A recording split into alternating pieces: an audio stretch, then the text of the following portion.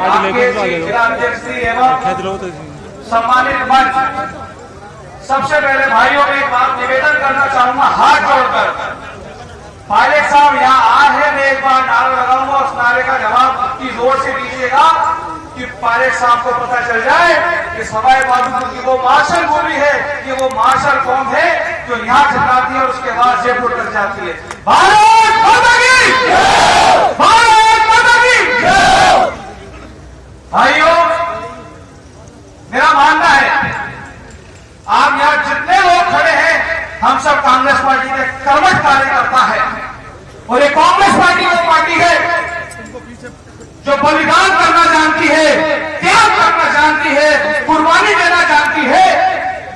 चाहे वो बात इंदिरा गांधी की हो, जिसने खाली अपने शरीर में 36 गोलियां इस देश के लिए, या वो बात राजीव गांधी जी की हो, जिसने अपने शरीर की धज्जियां उड़ा दी इस देश के लिए, या वो कुर्बानी सोनिया गांधी जी का हो, जिसने प्रधानमंत्री का पद कुर्बान कर दिया इस देश के लिए, या फिर वो बात हमारे राहुल गांधी जी की हो, जो आगे पीछे कुछ नहीं देखते और सिर्फ मेहनत कर रहे हैं, दौड़ रहे हैं इस देश के लिए। ये उस कांग्रेस पार्टी के झंडे के नीचे आज हम सब बैठे हैं।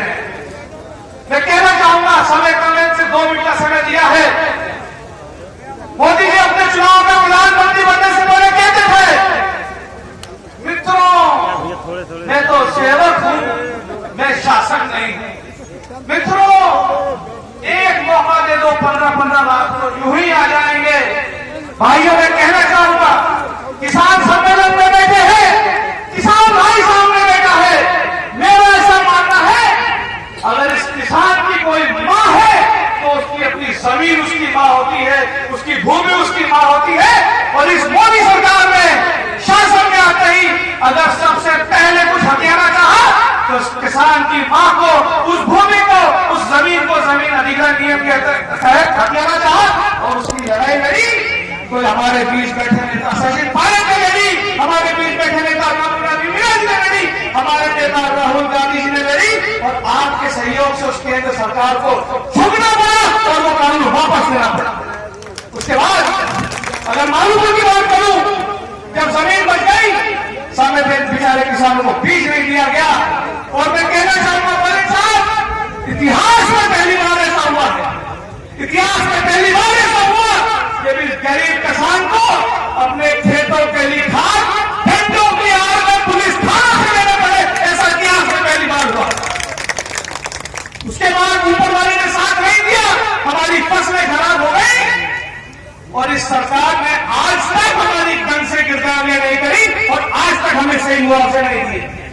उसके बाद इस सवाई माधोपुर का सबसे बड़ा मुद्दा था, इस गरीब किसान को जब फसल नहीं मिली तो जैसे जैसे माधोपुर का गरीब किसान, पूरे जिले का किसान, अरे ट्रैक्टर ट्रॉलियों से कोई मिट्टी लाता था, कोई खाद लाता था, कोई गिट्टी लाता था।